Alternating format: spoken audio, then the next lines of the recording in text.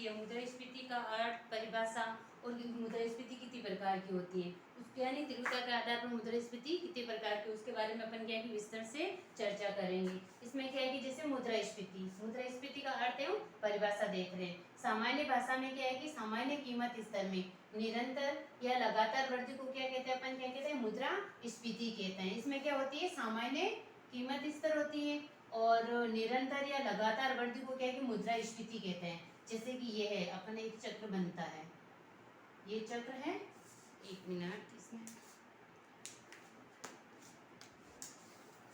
ये चक्र है ऐसे, चलो इसको ऐसे, ये सामान्य कीमत स्तर कर दी। ये सामान्य कीमत स्तर में क्या है कि निरंतर ऊपर लगातार जो वृद्धि होती रहती है, निरंतर व लगातार वृद्धि को क्या है कि उसको मुद्रास्फीति कहते हैं।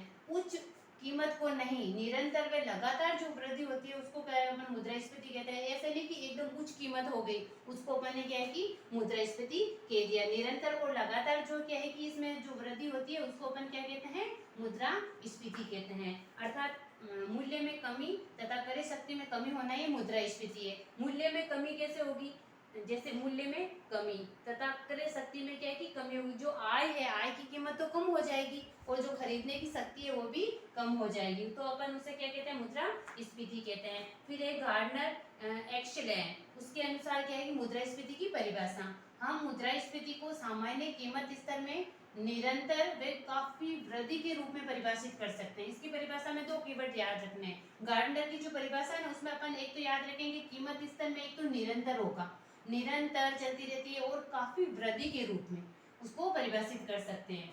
फिर है काउतर है, उसने क्या है कि मुद्रास्फीति उस समय होती है, काउतर ने क्या है कि मुद्रास्फीति उस समय होती है जिस समय मुद्रा मूल्य क्या है कि गिरता है और कीमत बढ़ती है। अर्थात मुद्रा का मूल्य तो क्या है कि गिरता है और कीमत क्या है कि बढ़ती है। तो उसमें क्या है कि इसमें परिभाषा में दो कीवर्ड याद रखने, एक तो क्या है कि मुद्रा मूल्य गिरता है, मुद्रा का मूल्य गिरता है और कीमत बढ़ती है, तो वो है काउतर की। और गार्डनर है, उसमें क्या है कि निरंतर व काफी वृद्धि के रूप में परिभाषित किया है उसने।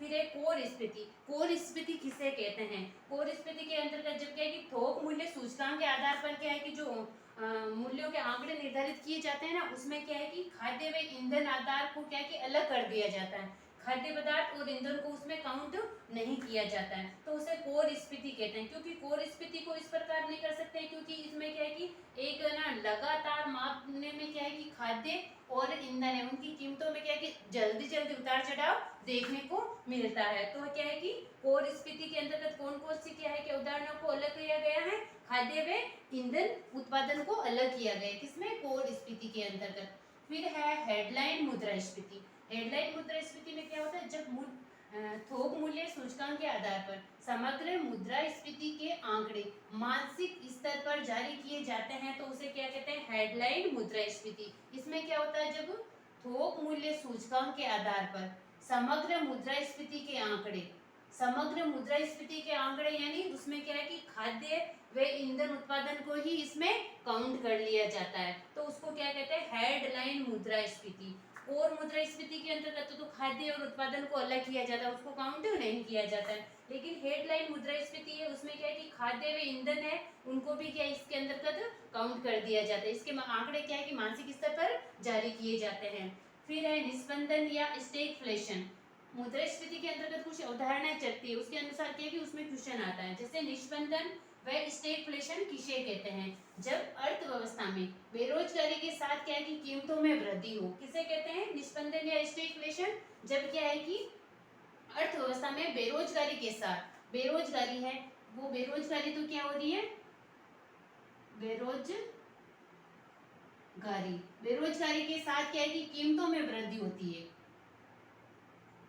कीमतों की भी वृद्धि हो रही है, बेरोजगारी की भी वृद्धि हो रही है, तो उसे क्या कहते हैं, निस्पंदन या स्टैगफ्लेशन कहते हैं। क्योंकि बेरोजगारी बढ़ रही है, बेरोजगारी बढ़ने के साथ साथ क्या है कि कीमत में भी वृद्धि हो रही है, तो उसे अपन कहते हैं स्टैगफ्लेशन। इसको अपन क्या है कि इससे पहले वाला जो वीडियो था उसके अंतर्गत अपन ने चक्र बना के देखा, जैसे मुद्रास्फीति, मुद्रास्फीति है, मुद्रास्फीति है तो इसमें मुद्रास्फीति में क्या होगा, आय क्या है, इसमें आय बढ़ती है, आय बढ़ती है तो क्या है कि मांग भी बढ़ती है और पूर्ति कम होती है।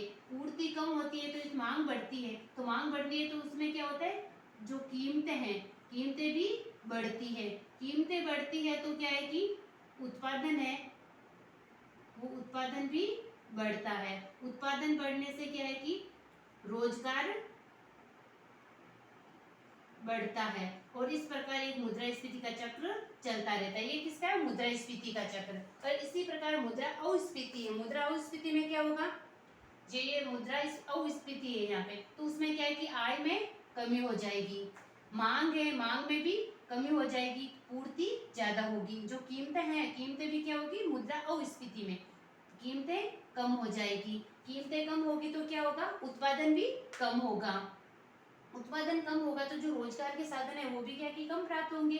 कम प्राप्त होंगे तो वो क्या है कि मुद्रा अस्फीति का चक्र चलता रहता है। तो इसमें क्या है कि जो स्पंदन या स्टेगफ्लेशन है, इसकी ये जो अवधारणा उसको समझाने के लिए मैंने क्या है कि ये यहाँ चक्र बनाया है, जिसमें क्या है कि अर्थव्यवस्था में बेरोजगारी के साथ, बेरोजगारी यानी जैसे ये रोजगार है ना, इसमें रोजगार में कमी, एक तो दे दी रोजगार में कमी और दूसरी दे दी कीमतों में वृद्धि। एक तो उसने ले लिया मुद्रा स्फीति और एक ले लिया उसने मुद्रा अस्फीति। दोनों की जो अवधारणा साथ में होती है तो उसे क्या कहते हैं, निस्पंदन या स्टैगफ्लेशन कहते हैं। फिर है स्क्यूफ्लेशन, कुछ वस्तुओं की कीमतें बढ़े और कुछ वस्तुओं की कीमतें घटे। इसमें क्या होता है कि इसमें तो ये दोनों अवधारणाएं, उन अवधारणाओं में से अवधारणा एक ले ली जाती है। और इसमें स्क्यूफ्लेशन है, उसमें क्या है कि वस्तु होती है, कुछ वस्तुएं होती है उसकी तो क्या है कि कीमत बढ़ती है, कुछ वस्तुएं होती है उसकी कीमत क्या है कि कम होती है। इस प्रकार इसमें की दो वस्तुओं की तुलना की गई है, किसके अंतर्गत की गई, स्क्यूफ्लेशन। इसमें कुछ वस्तुओं की कीमतें तो बढ़ती है, कुछ वस्तुओं की कीमतें क्या है कि कम होती हैं। फिर है गत्यावरोधक मुद्रास्फीति, ये पूर्ति पक्ष के अवरोध या कुप्रबंधन के कारण उत्पन्न होती है। जैसे कि क्वेश्चन ऐसा आ सकता है जैसे कि गत्यावरोधक मुद्रास्फीति के कारण है, तो उसमें क्या है कि ये मांग पक्ष की तरफ से होती है या पूर्ति पक्ष की तरफ से होती है, इस प्रकार की उदाहरणें डाल दी जाती है। लेकिन इसमें क्या है कि गत्यावरोधक मुद्रास्फीति है वो क्या है कि किस पक्ष के कारण उत्पन्न होती है, पूर्ति पक्ष के अवरोध और कुप्रबंधन के कारण उत्पन्न होती है। इसको अपन कैसे समझ सकते हैं, जैसे कि जैसे अभी प्याज है, तो प्याज के क्या है कि वो 1 किलो के क्या होते हैं, 1 किलो की दर कितने 30 रुपए में देता है। तो उसमें क्या है कि जैसे जिसके पास है जो उत्पादन करता है उसके पास क्या है कि ज्यादा है, उसको ऐसे पता चल गया कि भविष्य में इसकी कीमत बढ़ने वाली है, तो वो क्या है कि इन प्याज की क्या है कि प्याज का यहाँ पे क्या कर लेता है, स्टोर कर लेता है।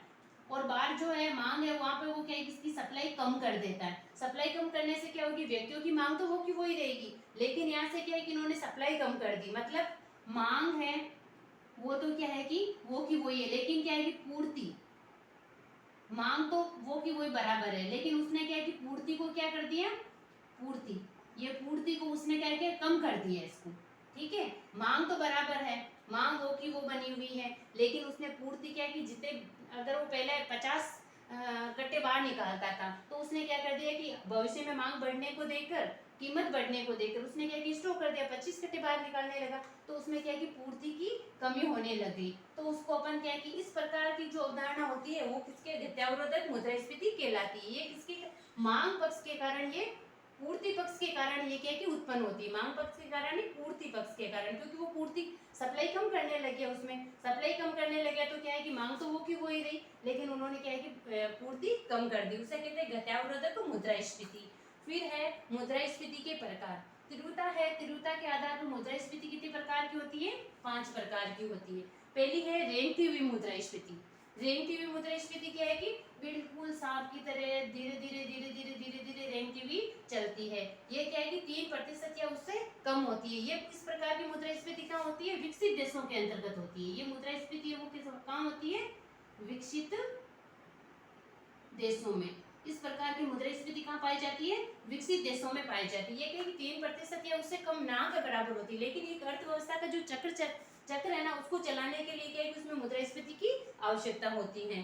फिर है चलती हुई, धीरे धीरे जैसे चलती हुई मुद्रास्फीति, ये 3% से क्या है कि 7% तक होती है। इस प्रकार की जो मुद्रास्फीति है वो कहाँ होती है, विकासशील देशों के अंतर्गत देखी जाती है। फिर है दौड़ती हुई मुद्रास्फीति। दौड़ती हुई यानी 2 या 3 अंकों तक, जैसे 2 अंक है, पहले 10 है, 10 से सीधे क्या होगी, ये होगी दो और दो या दो 3 अंकों तक, 3 अंकों तक, ये 3 अंक है, ये 2 अंक है, यहाँ से यहाँ तक 2 या 3 अंकों तक जो मुद्रास्फीति होती है उसे क्या है कि दौड़ते हुए मुद्रास्फीति कहते हैं। फिर कूदती हुई, एकदम छलांग करती हुई, द्विअंकीय या त्रिअंकीय, पहले 2 अंक है जैसे 10 होगी, 10 से सीधे क्या है कि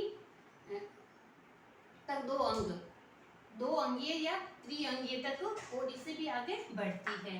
फिर है सरपट दौड़ती हुई, सरपट दौड़ती हुई यानी 3 अंकों से अधिक वृद्धि, 3 अंक है जैसे कि ये है, इससे अधिक जैसे 1000 होगी, 10,000 होगी, ये इसे क्या कि अति मुद्रास्फीति कहते हैं। अति मुद्रास्फीति है सरपट दौड़ती हुई मुद्रास्फीति। इस प्रकार अपने आज क्या किया कि मुद्रास्फीति है, मुद्रास्फीति की क्या है कि अर्थ परिभाषा और उसका क्या है कि ये और कितनी प्रकार की होती है उसके बारे में विस्तार से चर्चा की है।